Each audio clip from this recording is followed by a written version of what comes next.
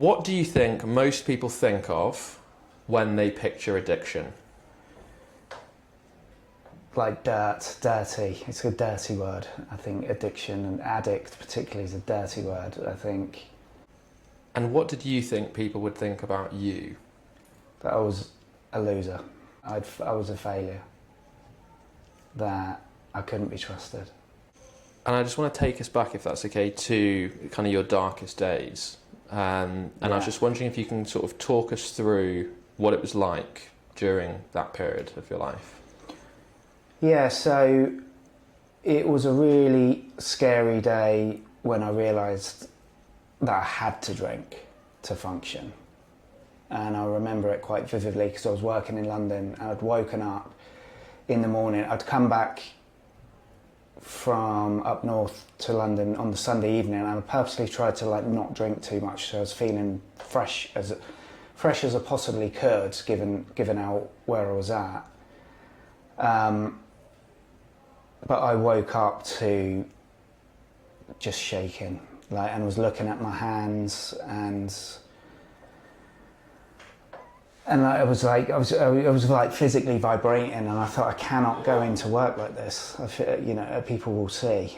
And I had to go. I went down to Waitrose. I got a bottle of wine and I drank that, and it straightened me out. And I realised then that I was going to have to carry alcohol about my person for the foreseeable, and I didn't know what that looked like. The future was very unknown and scary. I was like a ticking bomb.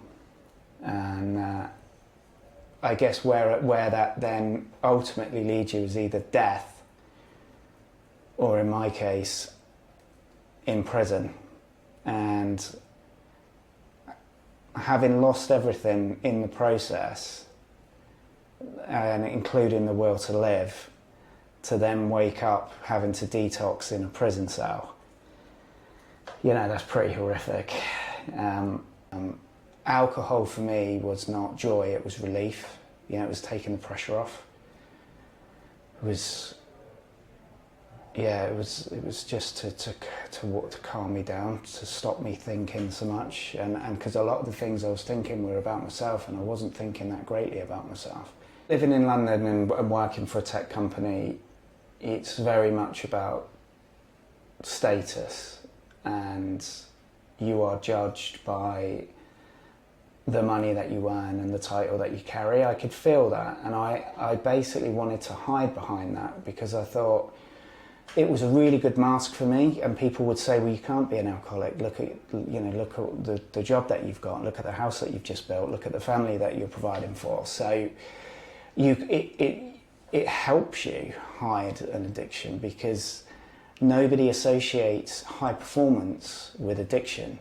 And actually it was probably the reason that I could get away with it for so long, because at the end of the day, I was bringing the money in, and people trusted me in this role, and I was performing. I wasn't performing to the best of my ability, but I was at least meeting the expectation of my peers and the professionals around me. So it was great because you could really leverage that. It puts you in great social situations where pretty much everything is an excuse to drink. I was at a lot of train stations, airports, offices, after work parties, meeting customers. So, societally, everywhere that I was, it was acceptable to drink. But the difference is nobody knew what I was drinking outside of those hours. And so, if you can pinpoint the time that you think that you had a problem, it was beyond just drinking quite like you felt you had actually a problem. How long do you think you were functioning in that period? And how long did that period last until you hit your crisis point? So I can't say for certain, but after the birth of my second child, we were building a house at the time. So if I was working from home, I was working in this mobile home while the house was being built. And there was this bottle of vodka that my wife had been given by a supplier, and it was in this crappy little wine rack. And I would recycle that bottle of vodka every day. and I'd fill it up with water. So if it was checked, it was filled up with water, and I could do that. I could work and get through this bottle of vodka in a day, and my wife and kids would come home and not know. And I think that's probably where actually I was wanting to drink to get me through the day. Yeah, and I think that retrospectively might have been a little bit to do with the fact that I now know that I'm autistic, so I need I need to feel comfortable in my surrounding, and I didn't feel like I could really give my all in this caravan with like shit going on outside and not being able to get comfortable. And I think that's why I liked aeroplanes and trains and working on those, because you can't do anything, you're just stuck in this nice little calm environment. So I think that's where consciously or subconsciously I thought, wow, this is like mental. You know, you're literally putting a bottle of vodka back in the afternoon into this wine rack filled with water. And then what I would do is when I'd go back up the shop and just change it. It was like Trigger's broomstick, but you know, he had the same broom for 20 years, but he changed the broomstick and the brush 20 times. It was like that. And then in between that, when I was getting up the shop, I would be buying like 3 to 4 bottles of wine and then stashing them. And then it was like drinking to feel